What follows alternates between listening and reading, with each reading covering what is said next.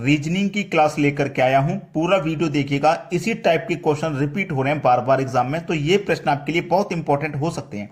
तो चलिए स्टार्ट करते हैं। पहला सवाल है 8 81 64 क्वेश्चन मार्क। बहुत अच्छा सवाल। अगर मैं आपको ये होमवर्क के लिए दे दूं तो मुझे नहीं लगता कि 90% बच्चे इस प्रश्न का आंसर 90% बच्चे इस प्रश्न का आंसर 2 मिनट में दे देंगे। अगर आप 1 मिनट से कम समय में आंसर दे रहे हैं तभी तो आपकी तैयारी है। ये बात आप जानते हो, क्योंकि हमें एक क्वेश्चन के लिए 1 मिनट से कम टाइम मिलता है और हम 2 मिनट में भी नहीं कर पा रहे, तो हमारी तैयारी अभी बहुत पीछे है। देखो, जब आपने 8 देखा तो दिमाग में तुरंत क्लिक हो जाना चाहिए कि ये 2 की पावर 3 है।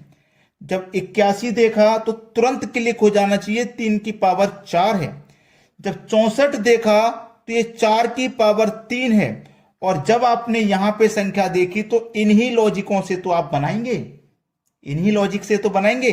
देखो, यहां कितना था, 2 था, यहां 3 हो गया, यहां 4 है तो यहां 5 हो जाएगा। क्लियर? यहां 3 था तो 4 हो गया, अब यहां 3 है तो यहां भी 4 हो जाएगा। और 5 की पावर 4, 5 की पावर 4 का मान होता है 625।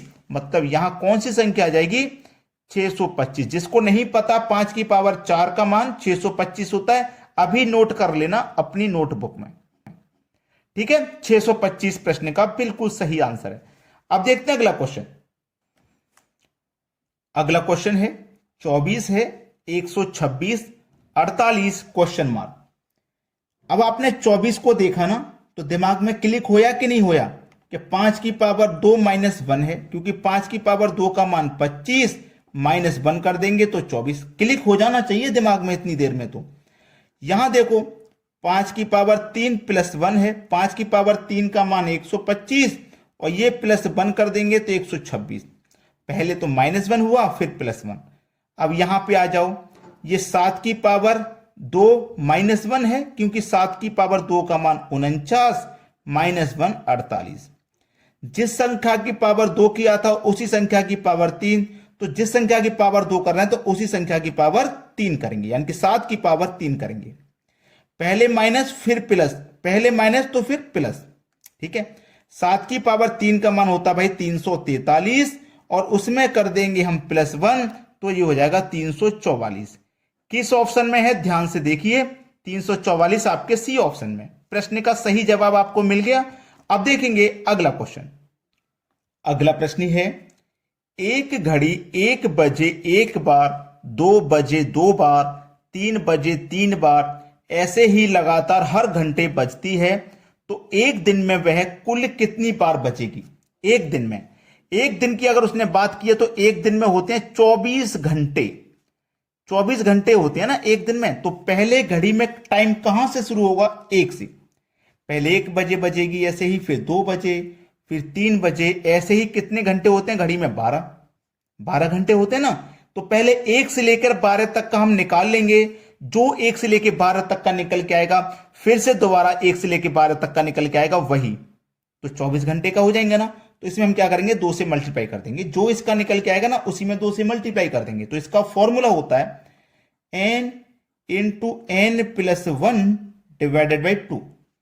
चलिए, n का मान कितना है, n का मान कितना भाई, n का मान आपको पता है कितना है, n का मान आपके पास 12 है। नहीं पता तो बता दे रहा हूं, n का मान आपके पास 12 है। n का मान 12 इंटू n का मान 12 है, 12 में जोड़ देंगे 1 तो 13 हो जाएगा। n का मान 12 लिख लिया ना मैंने, जो अंत वाली संख्या होती है वही n का मान 12 इंटू n में जोड़ देंगे 1, यानी कि 12 में जोड़ देंगे 1, 13 डिवाइडेड बाई 2 है। अब 2 से कटा दूंगा मैं इस 12 को तो 6 बार में, 13 चिंग 78। ये कितने का निकल के आ गया, 12 घंटे का। अभी इसमें 2 से तो मल्टीप्लाई हमने नहीं किया, ये 12 घंटे का निकल के आ गया 78। अब 24 घंटे के लिए फिर से 78 रहेगा, तो इसीलिए तो 2 से मल्टीप्लाई कर रहे हैं, इसका दोगुना 78 का दोगुना, 2 अट्ठे 16 का 6 कैरी का 1, 2 सत्ते 14 कैरी का 1 15, यानी कि 156 हो जाएगा। कितनी बार बजेगी, 156 बार, 156, जो कि हमारे बी ऑप्शन में दिया गया। सभी को आंसर मिल गया। अब देखते हैं अगला प्रश्न। अगला प्रश्न है शाम को 4:30 बजे घड़ी की दो सुइयों के बीच कितने डिग्री का कोण बनेगा शाम को 4:30 बजे।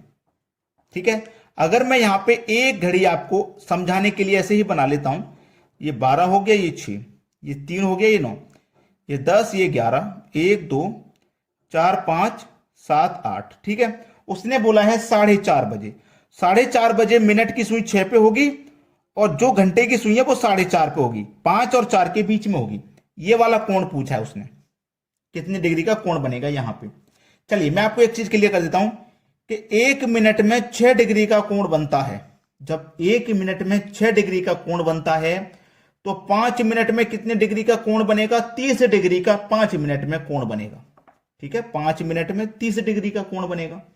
जब 5 मिनट में 30 डिग्री का कोण बन रहा है, 5 मिनट में कितना बना भाई? 30 डिग्री का। अब देखो ये कितना समय है, यहां पे देखना ये कितना समय है। ठीक है, उसने बोला 4:30 बजे घड़ी की दो सुइयों के बीच कितने डिग्री का कोण बनेगा, ये वाला कोण उसने पूछा है। 4:30 बजे घंटे की सुई 4:30 और 5 के बीच में होगी और मिनट की सुई हो जाएगी 6 पे।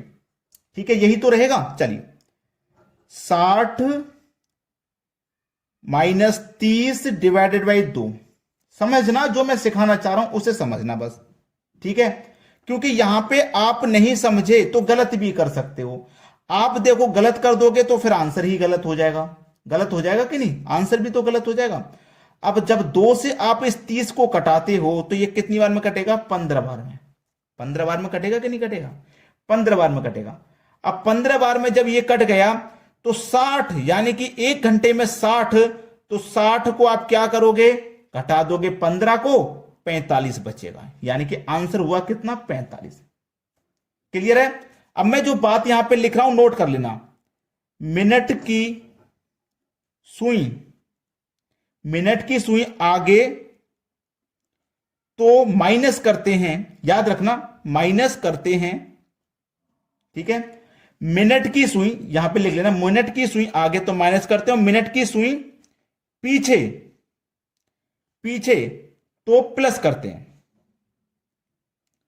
ठीक है, अब हमारी मिनट की सुई यहां पे आगे थी तो हमने क्या किया है? माइनस किया है। और मिनट की सुई पीछे होती यानी कि यहां पे होती।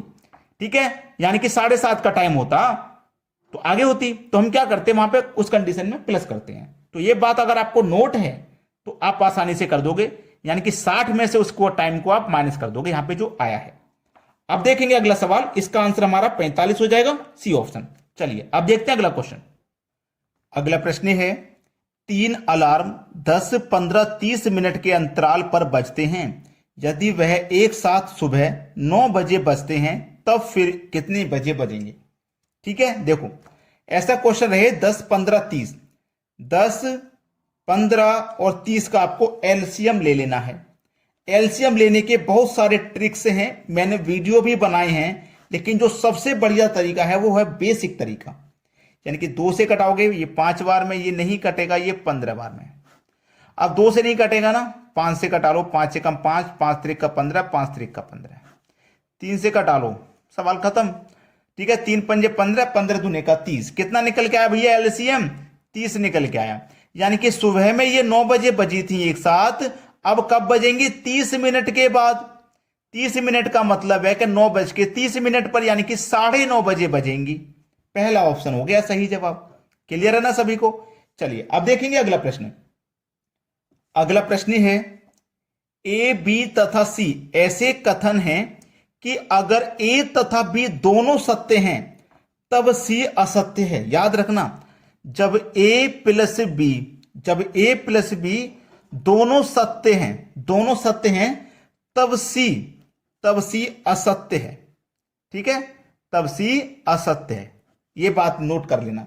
और उसने बोला है कि ए हमेशा सत्य है। ये जो ए है ये हमेशा सत्य है, ए हमेशा सत्य है।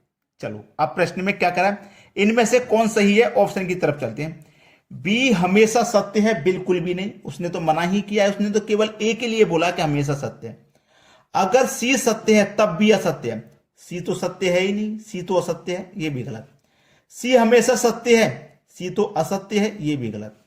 अगर सी असत्य है तब भी सत्य है, जब सी असत्य है तब भी हमारा सत्य की कंडीशन में आ रहा है, तो डी ऑप्शन प्रश्न का बिल्कुल सही जवाब